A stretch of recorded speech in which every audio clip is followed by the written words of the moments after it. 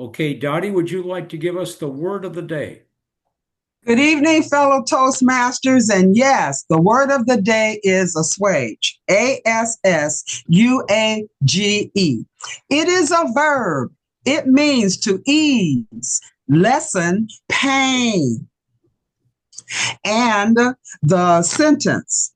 The role of Toastmasters is to assuage the fear of public speaking.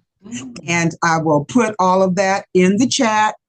We acknowledge that you have used the word of the day by signaling with a hand clap. So you may use it as many times as you love. Thank you so much. I yield back. Thank you. And one other role, Anthony, can you serve as timer? Sure. Yes, I can. Very good. Okay. So moving into our educational portion, our first speaker tonight is Karen Baird. She is speaking from the Presentation Mastery Path. It is a level 2 speech on Introduction to Toastmasters Mentoring. The title is Voluntary Commitment. Now, in this particular project, the member speaks about when they were a protege, the result of someone mentoring them. So please help me welcome Karen on her speech, Voluntary Commitment. Karen, and it's a 5 to 7 minute speech, Anthony. Have you ever heard a successful person say, I achieved this all on my own. I never wanted any help and I never got any help. Well, I can't think of anybody who's successful who's actually said that. We in Toastmasters, every meeting, we read this mission statement. And it talks about how we're going to be mutually supportive and positive. How does that mutuality come about? Sure, we have feedback within our sessions, we have evaluations, but something else we have? We have the opportunity to become a mentor or a protege. You better ask for it. I know somebody here who's asked for it. Dottie asked for mentorship when she first started, and I gave her my best, didn't I, Dottie? But today we're talking about the flip side of that coin, the protege. So I want to talk about 2 times in my life when I've been a protege, 2 specific times, and what I learned, what it meant to me to have that protege experience. The first experience was when I became a Sunday school teacher very shortly after I gave my commitment to be a Christian. I was approached by Rose Weston, who was the Christian education coordinator at the church. She asked me to be a Sunday school teacher for kindergartners. That was not something I thought would happen to me when I became a Christian, is that I'd right away have to start teaching little kids. I like kids, but I had no confidence in it. I had no confidence in myself as a teacher or as a person having enough knowledge to even teach something like that. But Rose, she saw something in me. She saw in me that I had a desire. I had a desire to learn, to grow. And that's what she was kindling when she asked me to become a Sunday school teacher. And while she did give me some coaching is when somebody tells you how to do something. She also gave me mentoring. And in that mentoring, the number one thing she did was she built my confidence. She built my confidence as a teacher. She built it, number one, by letting me know that to be a good teacher, it's not simply about getting through the materials and keeping kids busy. That's not what it's about. It's about building a relationship. I thought, gosh, building a relationship with 4 and 5-year-olds? Yes. Think of this. A child going to church for that very first time, going to Sunday school for the first time, if they have a bad relationship with that teacher, what does that do with their relationship to the Lord? What does that do with their foundation of belief? It will ruin it. It will ruin it. So she taught me by having a personal relationship with me. She taught me that I needed to transmit that also to these students. So Rose not only gave me the how-tos, she was interested in me. She asked me about my life. She was interested in what was concerning me. What were my challenges? What did it mean to me to become a Christian, and how are things going? She would have those kind of conversations with me. And so I translated that into the 4- and 5-year-old version to my students. Rose told me, it doesn't matter if you can sing well, which I cannot. She said, it doesn't matter. Those kids will see that you care enough about them, that you're teaching them a song, you're having fun with them because you care about them. The light bulb went on. Aha. The whole ball of wax is about relationships. My relationship with the Lord, my relationship with Rose, my relationship with these kids. The whole thing is about relationships.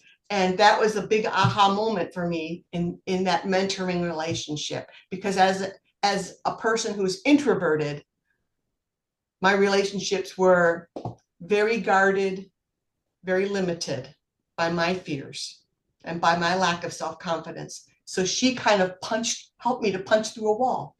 And for that, I will be forever grateful for her mentorship. Now I want to fast forward because that happened in my mid-20s. Now I'm going to talk about something that happened, let's just say later, maybe 20, 25 years later. And it was in Toastmasters. It was in this very club. Our club needed a club coach. We had lost a lot of members, and we really needed someone to help build us back up. So our club requested a coach. We received Larry Dulcie as a club coach. Probably Bill knows Larry Dulcie. Yeah, I should say, unfortunately, he's passed away, and I should say knew Larry Dulcie. Larry Dulcie came in, he saw what was going on with our club, and he gave me some sage advice that it just never had really occurred to me. He said that anytime you have an organization, a volunteer organization, you have to have that core group of people that has a commitment to the vision and the goals of that organization. He said, your club doesn't have that. You have a bunch of people who are coming, but nobody's committed. Nobody makes it their responsibility for this club to succeed. So that was an aha moment for me because I was doing the same thing. I was giving my speeches. Yeah, I'd show up, I'd do whatever was assigned, but I didn't have the commitment. And he went on to pull out of me. He said, what about the why? Why are you in this club? What is it that's keeping you here? And I gave that a lot of thought because, I started Toastmasters for a very mundane reason. It was only because I wanted to put a certification on my resume. But what I learned after joining Toastmasters is that there was a whole different level of value to it. And even though I was just doing it for my own selfish aggrandizement, I was doing it to assuage my lack of confidence. But when I saw that it had a true value, that my improved communications not only opened doors professionally, it also opened doors to build relationships, interpersonal relationships, in a way that I never had before. And it gave me experiences that built my confidence. For instance, competing voluntarily in a contest. As somebody who is naturally introverted, I would never have wanted to do that in the past, but Toastmasters showed me that I could go beyond and build beyond myself. So in that mentoring relationship, Larry Dulcie helped me to really up my commitment. And I upped my commitment. I said, I am going to be a significant part of this MetroMasters Club. I'm going to make sure that I give it my all and my enthusiasm and my commitment. And with that, I feel like I've committed over the years to this club, and it's helped me grow and brought back benefits. They say if you want to learn something, teach it. And I feel that I've now taken the message that I received as a protege and I'm ready to transition and turn that around. It's been a wonderful experience being mentored by people who care, who have a good message to give. And when people have that, show you that they have the investment in their relationship with you, and then you can turn that into an investment into a relationship with others, it's like that old "it takes a village" and paying it forward. We've heard those cliches, but these are things that actually play out true when you are a protege. When you're open to hearing feedback, when you're open to trying new things, when you're open to building upon somebody else's wisdom, somebody else's help, they're investing time in me. And I was willing to take that, embrace it, and turn it and transform it into something better. So that was my experience as a protege, both as a Sunday school teacher, as a young woman, and as a Toastmaster, as let's say the middle range woman's life. It's been a wonderful experience, and I look forward to mentoring others so that I can see the ball continue to roll forward. Fellow Toastmasters. Thank you, Karen. Powerful speech. Our next speaker is Sheila Buswell. She's also speaking from the Presentation Mastery Path. It's a level 1 speech on Introduction to Vocal Variety. The title, When Words Aren't Enough, When Words Aren't Enough. Please help me welcome Sheila. Thank you, Bill, and fellow Toastmasters.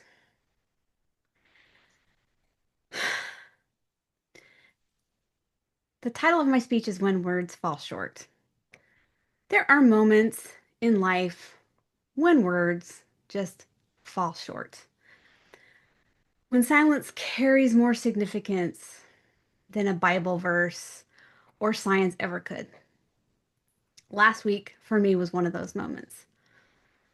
My parents, who are deeply religious and fiercely loyal, and well into their 90s, had to say goodbye to Gus, their dog. He wasn't just a dog. He was a companion. He was a caregiver, and he was a steady presence in their life through cancer, through COVID, and through some of the darkest periods of their lives.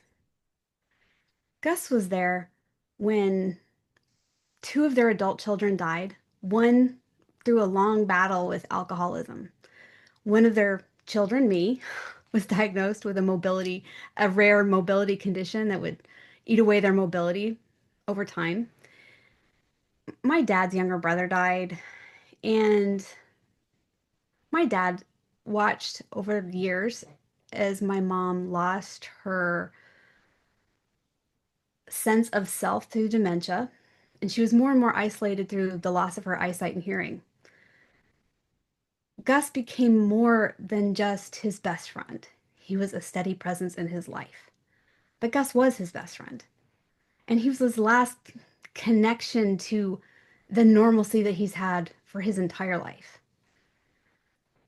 On Friday, my dad, who now walks a little bit slower for obvious reasons, took Gus on his last walk.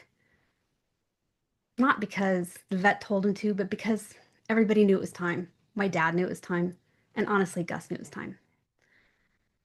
I tried to say comforting words like, "Oh, I believe heaven is this place where everything you've ever loved, people and animals greet you." And my mom looked at me in a moment of clarity and said, "Animals don't go to heaven." What does one say to that? I don't, I felt like I walked through sacred ground with muddy boots on. I just felt like it wasn't genuine for me to say, and it wasn't something that my mom made her feel better to hear. And then, to top it all off, in the same week, my sister's horse died. And it was the same story, but like a different barn. But this time I just sent her a text. And I tried to make that text sound like I didn't copy and paste it out of a sympathy card.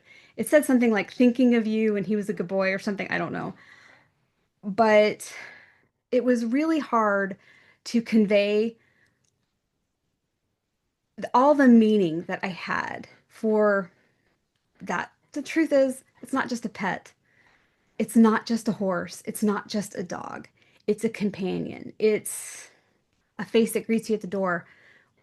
That's not the case with the horse, but it's this routine in your life that you have come to relate to so much normalcy, and it's hard to give that up. And it's hard to empathize with exactly what that means. But grief is grief. And the word of the day being assuage, words don't assuage grief. It's important to know that people around you love and care about you, but they want what's best for you and you want to do what's right for them. But that doesn't mean saying the right words, and there are no perfect words. Grief isn't a quiz. There's no correct answer. What I've learned through my path through life is that presence is sometimes the best solution. If prayer is your jam, say a prayer. If silence is your strength, sit with them in silence. Let them know you love them. So when somebody loses a pet or a loved one, I don't reach for a Bible verse, not that I ever did. I don't reach for perfect words because they don't exist. And like I said before, words don't assuage grief, make you feel better. Because I've learned words, there's sometimes no words that are the perfect words. Words are not enough sometimes. Love at its best doesn't speak, it just shows up. So when your words fall short, know that your presence doesn't. Thank you.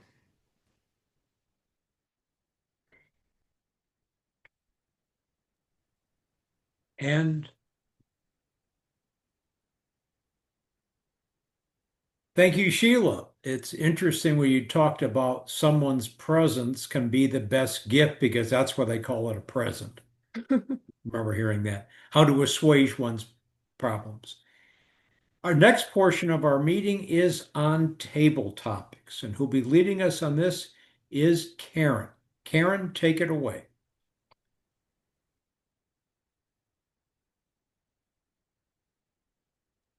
Karen, you're muted. Got it.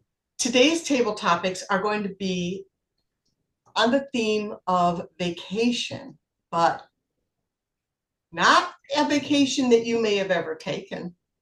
We're going to view a series of postcards, vacation postcards, vintage vacation postcards. And I want you to speak about what you see. Maybe you'll give a story of a vacation, an imaginary vacation you've went on, or one that, or invent one that someone sent this card to you. So that's the way we're going to do this. So we'll speak for 1 to 2 minutes on the vintage vacation postcards, and give me one moment to pull up my screen for sharing.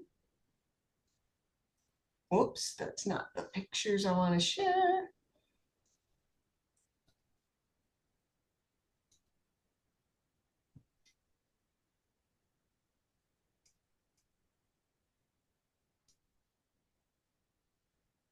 All right, now let me.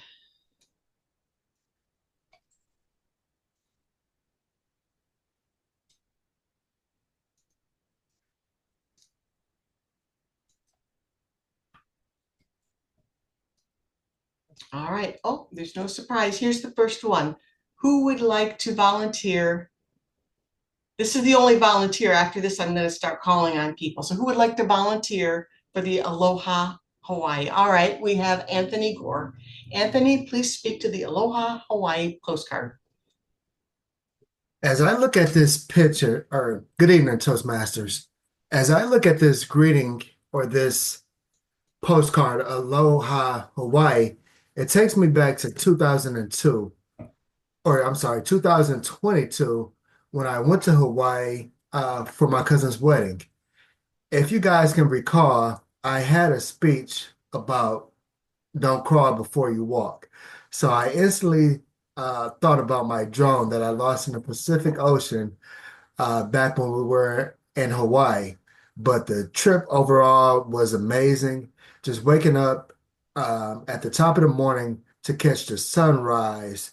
Everything in your life was just a massage because everything was at ease, no pain, just being in the wonderful bliss of scenery, uh, enjoying the warm water, and just taking in uh, the breathtaking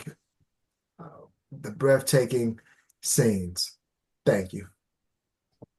Thank you.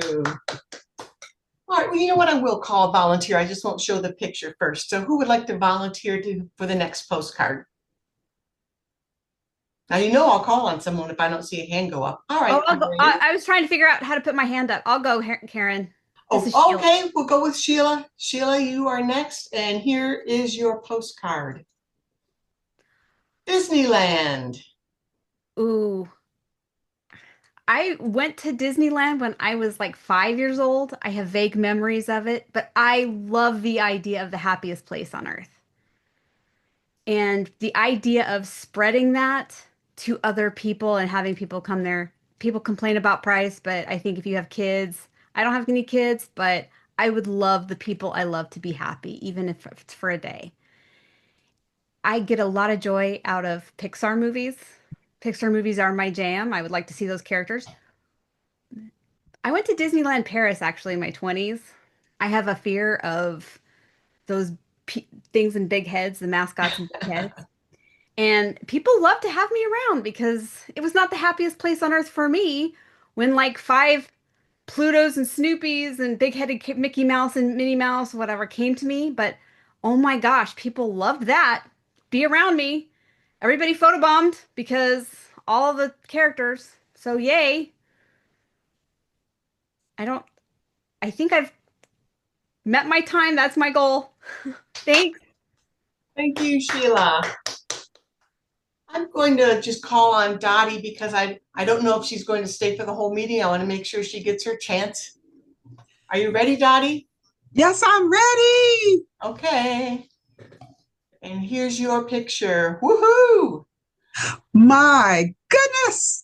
Well, this reminds me of the scene of movies that I used to watch when I was a little girl because those outfits are very, very um, sane, not as provocative as they are in the 21st century. I am looking at the beach ball and the fact that she has on shoes that are really not typical of what we wear to the beach today. Also, when I see people on the beach, that figure is the envy of what I would love to see on most of the young people today. Staying fit out in the ocean air, exercising, playing beach ball on the sand seems like a wonderful experience from my looking at the movies in my childhood. And I would love to experience. Thank you so much. Thank you, Dottie. And now I'll call on Kimberly. Kimberly, are you ready for your postcard? Whoops. Oh my gosh. Well, we'll just, I landed here, so we'll just stay.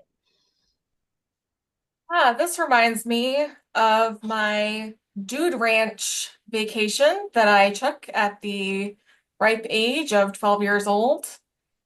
My parents were sick of me that summer because I had been misbehaving terribly. And they said, if you don't get your act together, we are going to send you to learn how to lasso cows and clean up after a herd of cows, sheep, horses, and you bet your bottom that you're going to be picking up poop. And I just couldn't get it right. I just couldn't behave, and I thought they were bluffing. And so here I am. That's actually me on the horse right there, lassoing the cow. The cow had gotten away, and I had to retrieve it, or else they would be charged for the cost of the baby cow, which I knew would get me in even deeper trouble.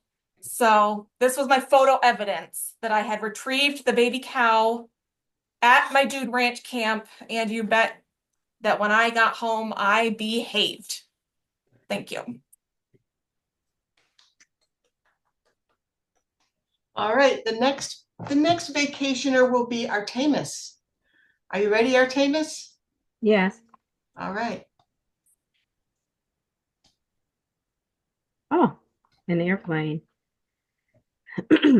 Thank you, Madam Table Topics Master, fellow Toastmasters. When I see this airplane, it reminds me of my orders when I first joined the U.S. Navy. And I was so surprised, but not really surprised, but it was Japan. And I had to pack up everything. I met my mother at the airport, and for some reason, it was a traffic delay, and we were late getting to the airport. And you should have seen me. I didn't want to miss the flight, and I was running through the airport and jumping over hoops and jumping over people, and I was scared to death because I was afraid of missing this flight.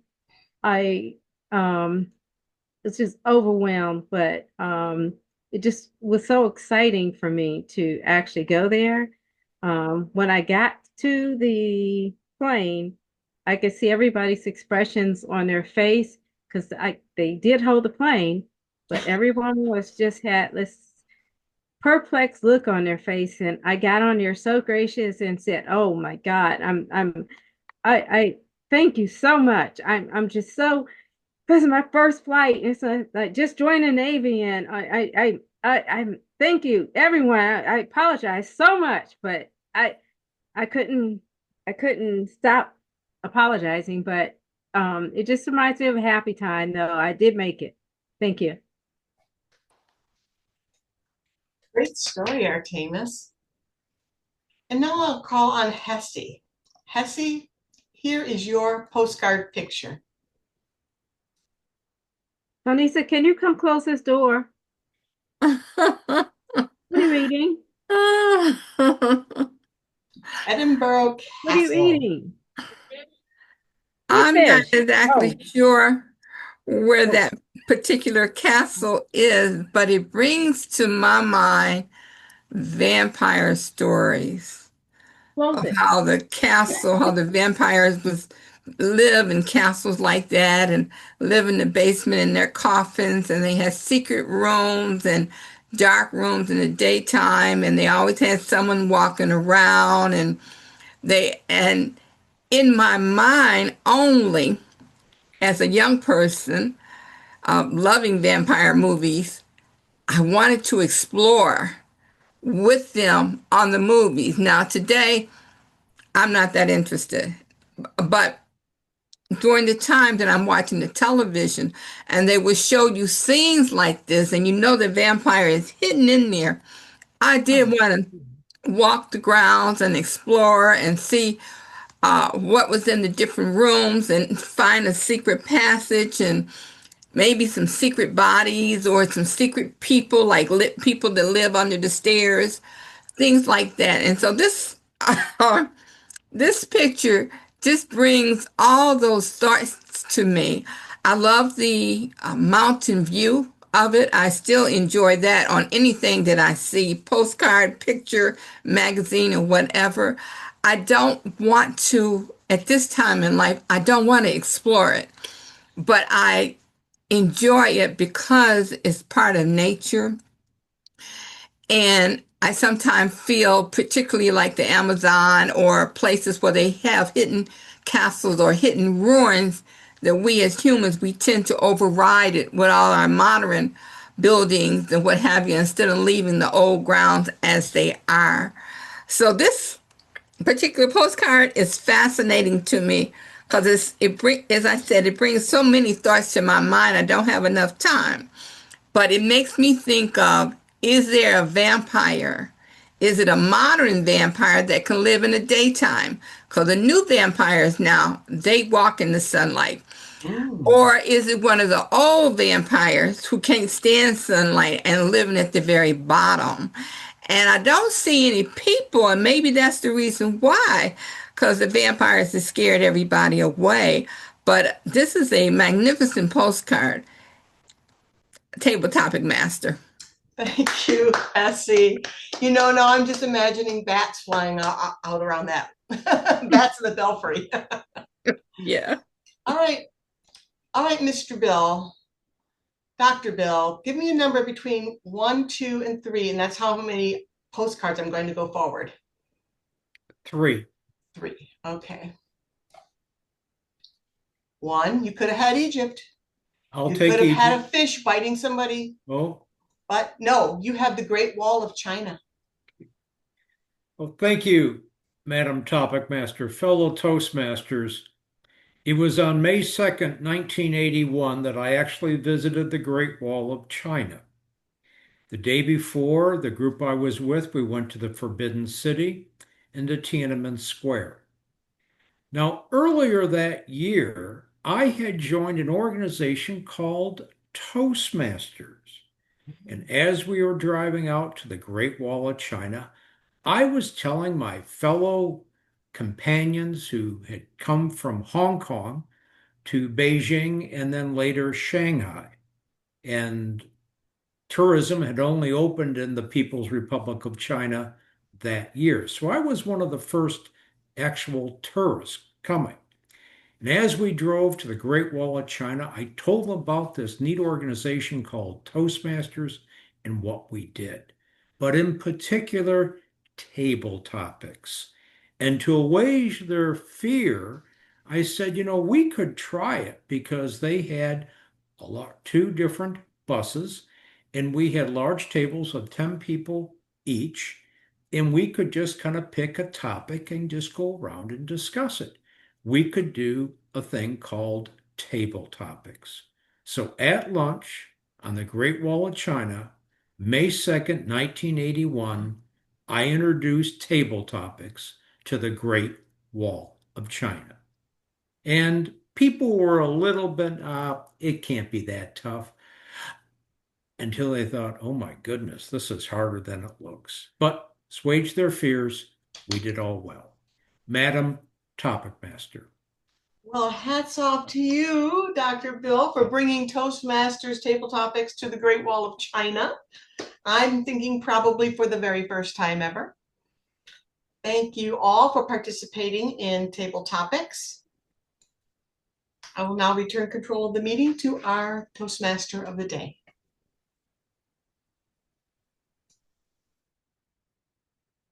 There we go. Thank you. Very inventive way of doing topics, Karen. Now moving into our evaluators. Our first speaker was Karen Barrett, speaking from Presentation Mastery. It was a level 2 on Introduction to Mentoring. Artemis, could you please give us your oral evaluation of Karen's speech? Artemis. Thank you, Mr. Toastmaster of the day. And fellow Toastmasters, especially Toastmaster Baird, Karen Baird. Your presentation, your speech was presentation mastery. It was level 3, Toastmasters mentoring. You spoke about the value of mentorship and also the importance of having a protege. And the title was voluntary commitment. You got my attention right away. And I always love this when a person asks the question, to the audience. Audience is always included in your presentation. And the question was, what was it? Mutually, oh gosh, excuse me. Got the question that quick. Um, Mutually supporting and the positive assets of the having a mentorship, and how you think sometimes you think that people have, you have it all, I don't need any help. And that was the question. Oh, I don't need any help, we have it all. And then you brought in the importance of, don't be afraid to ask for a mentor, because you reap these huge benefits and you learn so much from it. And you shared with us real life experiences of what you actually went through. And her name was Rose Weston, and she said to you and kind of pushed this to you, to help you to better yourself, whether or not you wanted to be a Sunday school teacher. Could you? You shared with us real life feelings of um, low self esteem and confidence, that you didn't really know if you could do it or not. But your real protege is someone in a real protege is someone that is influential or a more experienced person, that can push you beyond what you think that you're even capable of. And she gives you this desire to grow. And that is always someone that adds value to your life. And your challenges, your the coaching, and that she built the confidence, and that she said you have to build a relationship, and that is key. It's like not what you do, but it's how you make a person feel. Like uh oh, she was a famous poet. She passed away though, but it's how you make people feel. So I really loved your real life examples, and then you share your aha moments um, of your lack of confidence, and you explained how you pulled through, and that she helped you. I like this, punch through the wall. Then you shared with us winning this great. I like the order that it went into, because you took us and you painted a picture, and you said 25 years later, and then you mentioned a club coach. And then I love the word that you use, sage advice. And the questions, the whole level of value to it, that you learned, and you built a relationship that you learned at the end. You took something away from it, and it helped us as an audience. Okay, I see where this is going. That you always try to strive to be the best that you can be, and be amazing at it. And if you want to learn something, you said teach it. The only thing that I could add to it to improve your presentation was protege. I mean, everyone got the gist of what protege is, but I think you might want to, kind of bring that up. What is a protege? And I looked it up just a few minutes ago, and it is a person who has a lot more experience, or more experience, or they're influential in some sort of way. So you might have wanted to mention that again. And then also your background. I can see the door right there. So I'm kind of looking at the door too, and then I'm looking at you. So you might just want to kind of focus it in just a little bit. Thank you, Mr. Toastmaster. Thank you, Artemis. Thank you. Our next speaker was Sheila Buswell, giving us a speech on introduction of vocal variety. The title was When Words Fall Short. Our evaluator is Kim. Kim, take it away. Thank you. Firstly, I'm very sorry to hear about the passing of your parents' beloved dog. It's really hard to lose a pet. And I really liked your title, When Words Fall Short. And I liked that you used supportive examples, especially the idea of using grief, because I think that's probably the biggest example of when words seem to fall short. So it was easy well, not easy. It was the most appropriate that I could think of for that message. One of the things that I noticed for the vocal variety piece of it is when you said the word companion, you kind of did like this shape where it was come, pan went up, yen went down. So that was really good. That was good vocal variety. When you said, when you're talking about how your sister's horse passed away shortly after the dog had passed away, what horrible timing, how tragic. You said it's not just a horse, it's not just a dog. And I think that repetition could be an opportunity to emphasize the word just in different ways if you were going to do that speech again.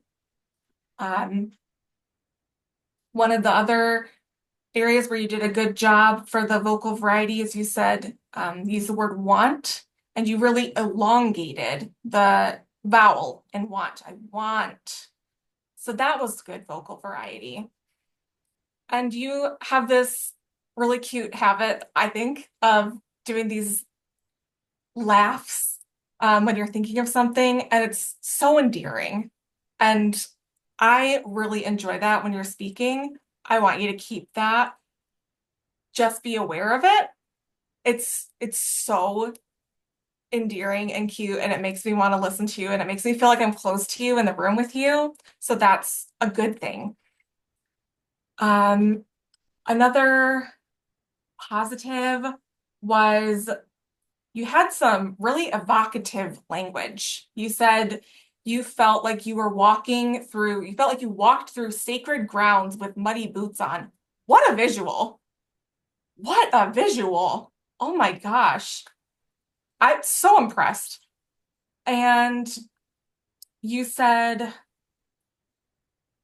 Bill pointed this out earlier, that presence can be the best gift. Great wordplay. Fabulous wordplay.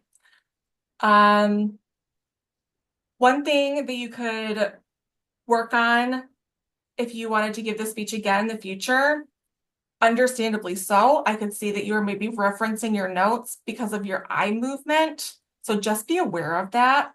But I don't want to pick on you about it because it was such a tough topic. I'm sure it's close to home still, given how recently this occurred.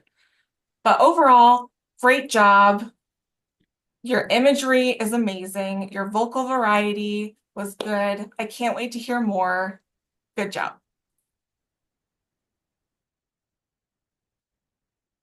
And thank you, Kim. And we also have you on evaluating table topics. So, Kim, back to you. Okie dokie. Let me just scroll down to my notes for that. Okay. What a fun way to do table topics. Very creative, very different. Kudos to you, Toastmaster Karen Baird. Our first picture was of Hawaii, and that was the perfect topic for Anthony to volunteer for because, as we remember, he went to Hawaii and he lost that expensive drone, which was very unfortunate. But you used the word of the day in your table topic, which is so impressive. I can't believe it when people are able to do that and think on the fly. And you also had some really nice language. You used the adjective breathtaking, which was great. So good job. Sheila, you spoke about Disneyland, and you said that you've been to Disney when you were 5. You went again in Paris, and you told us something cute that you were afraid of the big-headed costumes, which made us all laugh. I noticed everyone in the Zoom meeting smiled when you brought that up. So good job telling us something personal to engage the audience and engaging some humor. Dottie's unfortunately not here, but she talked about the beach bikini lady and how her vintage outfit reminded her of her childhood and how that figure would be the envy of everyone there. And I do have to agree. So good job, Dottie. I talked about my fictional trip to the Dude Ranch. Artemis talked about her first time on an airplane, which was going to the Navy, which is so cool and unexpected. That was a story I wasn't anticipating when I saw that picture. and you really engaged us. You used some good imagery of running through the airport, jumping over people, and then you told us how you were profusely apologizing, and you used some vocal variety there to really hammer home how much you were apologizing. And that was just a really cool story. We got to know you more.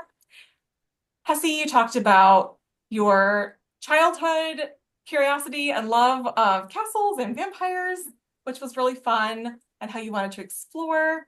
And then as an adult, maybe not so much anymore, um, but you still had positive things to say about it. You loved the mountain view. You brought it back to some other topics and broadened it, like modern encroachment onto older sacred grounds, which was really good food for thought. And then lastly, Bill, Great Wall of China. You couldn't have gotten a better picture to talk about because we know from past speeches that you've been to the Great Wall of China. And so meta, bringing table topics into your table topic about the Great Wall of China. They're like crazy. So good. And you also used the word of the day twice. So good job, you. And that's it. Okay. And thank you, Kim. And now Sheila is going to tell us how well we assuaged our use of ahs and ums and other filler words, and how well we have that assuaging fear of grammar. Sheila. I am not going to correct grammar, Bill, because I am the last person on earth who would identify that in somebody else. But I can count ums because I can count really well. I know everyone's impressed. I can count. But honestly, there wasn't a lot of counting. I will say that the counting didn't really start until table topics. It seems like that's a when people speak on the fly, that's when the pauses and the ers and things start to happen. And Anthony, you had four, but you did use the word of the day. Dottie didn't have any. Kim had one. And then she had two when she was doing the reviews, but I think the reviews, again, it's on the fly. Like you don't prepare it ahead of time. Nobody prepares an in their speech. You don't practice ums and uhs and things. Um, Artemis, you didn't have any in your speech, but in the reviews of speech and in your table topics. So altogether you had six. And Hissy, am I saying that right? Hissy? One. And you're a visitor, so you get that one. I think I got everybody. Did I get everybody? Karen, you didn't have any. I have you zero. Back to you. Thank you. Okay. And for our timers report, Anthony? So for speech number one, Karen, your time was 5 to 7 minutes, but your time was 9:57. So you went over. For speech number two, Sheila, your time was 5:01. And I know your time was 5 to 7 minutes for that speech. So you hit it at 5:01. Yay. So table topics, I was the first speaker for table topics. I was at 105. Sheila, for your vintage vacation, you were at 114. Dottie, for your speech, your vintage vacation, you were at 126. Kim, you were at 111. Artemis, you were at 142. Hissy, you were at 220. So slightly over the 1 or 2 minutes. And Bill, you were at 148 for table topics. That's my tempo report. Okay. Thank you, Anthony. And as general evaluator, I would say a couple of good things and things we need to work on. First, good things. We were able to fill all of the roles. That was fantastic. One of the things we need to work on is Anthony did a great job as timing our speeches, but we need some kind of a visual number or something, green cards, backgrounds, lights, whatever it might be that we can use then for it. So either ones that we've got or something. So since we're a virtual club, my suggestion that each of us have something that we could either put in our background, flash, time or whatever so that people know where we would be at. Another is that the of rescheduling or scheduling of speeches. We do have two more meetings in June before we roll over to next year. It's been a good seeing a lot of people's progress and keeping that up. And Anthony, welcome back as member number 11. Everyone, we need just one more to get to select distinguished. So either encourage our members who haven't renewed, or if you know someone who can join officially in June, that we will be able to get to that particular piece. How much is it? Well, if it's a new member, it would be paying the dues from June through September. So that's June, July, August. So that would be $40. If they're new, it's 60 because the new member fee. If they're renewing, it would be $60 for the 6 months. Correct me if I'm wrong. I thought there was like a 20 something dollar one-time new member fee as well. Yes, that would be if someone's joining for the first time, Okay. because if they were in another club or as a dual member, or if they're being reinstated, uh, it would be on that. So with it. What does not count for us, if someone was to transfer to our club, we could get their educational awards for this period. However, we would not get their membership because Toastmasters feel, well, you already paid your dues. And so simply switching them around does not count against our member count. So one of those nuances of Toastmasters. Unfortunately, our club president is not with us, Jelena, but if anyone is interested in being a club officer for the next period, July 2025 through June of 2026, there is a TLI scheduled for June 21st. It'll be in person at Lawrence Technological University from the 8 in the morning till 12:30 in the afternoon. And the other positions, the only one that has a secured spot for next time is Jelena. She will be immediate past president.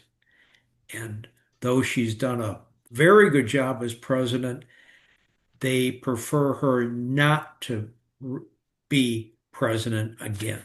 We have some fine members in our club that can step up and learn that particular role, such as treasurer. If you're saying, well, I'm not an accountant, well, then that's a good role to take because you get a chance to see something you normally wouldn't be doing. Any questions about the club election that will be coming up on the first meeting of June, which would be June 10th, and it's going to be reviewed on the 3rd with the executive committee of the current officers about having the ballot. Any questions on I have my hand raised because I do have a question about that. Okay. Oh, now I see your hand. Yes. It's on in-person like training, but this is an online club. Is there an option for like, because Yes. honestly, I'm not gonna be online trained. If you need officers, I'm fine with jumping on that grenade. Like I'll be an officer if you need an officer, but I'm not, I don't make it up to Michigan very much. Okay. Very good. Yes, there is. There is the option for online training. Okay. And you can, when you do the online, it can be done not in just our district, but other districts. And Okay. so that you'll be informed of that. And then when you're taking it to another district, they just make sure they got your new district down. 28, write that down. So Okay. yes, so you can certainly being able to make the training that way. I do know that the technology exists. If they were to do a hybrid club officer training, I just helped arrange the rooms. I don't know about the program, what they plan to do. Okay. What could we Any, find out, Bill? Who would we talk to find out if it's hybrid or not? That would be, well, Jerome Mabin is the Jerome. one that was putting that one together along with Tammy. So they're the two Okay. on it. Kissy just dropped off. I'd say she could also find out because the uh, deck meeting is going to be at Lawrence Tech as well on the 7th or 14th, I believe, is his first one on that. But I'll reach they've out been to doing more and Jerome. more on the hybrid type presentations. I will reach out to Jerome and find out about the hybrid Okay, train, very whether it's good. hybrid or not. Anything else for the good of the order, the good of the club? I would just like to let all of you know that I do a lot of different things in Toastmasters. This July, I plan to lead a youth leadership program for middle school and high school students at the Northville Library. I put in the room request today. I don't know if they're going to approve them or not. I don't think they would. But just to let you know, the dates would be July 21st, 23rd, and 25th. And they haven't approved the times yet, but it's like 2 hours each time. So the youth leadership is similar to the Speechcraft program, which Karen, did the MetroMasters put on the Speechcraft? Yes, we did. Okay, so the things where they practice the public speaking, they're pretty much the same. But in youth leadership, the group of teenagers, it's Toastmasters for teenagers, they kind of form their own little club and they elect a president, a vice president of education programs, a treasurer, if there's any money to be spent or not, and then a sergeant at arms. And then we also then have a Toastmaster assigned for each of the sessions. So they get an opportunity to be Toastmaster on that. So they practice their public speaking, yes, but also of running clubs and organizations and how they come up with that. So there's both individual pieces, they have table topics, they have group exercises like coming to a consensus on a topic or not, using Robert's rules, what have you. Now, there had been in the past paper materials for this, and I got the nod that they were going to be doing just like with now with the new Speechcraft, the materials will be electronically available. And when I recently inquired about that, the person that sells them had no, or no, actually coordinates the youth leadership. She had no idea about that. I go, oh, great. You know, Mhm. you're the one at headquarters and you're supposed to be running them and you don't know that? How did I find out?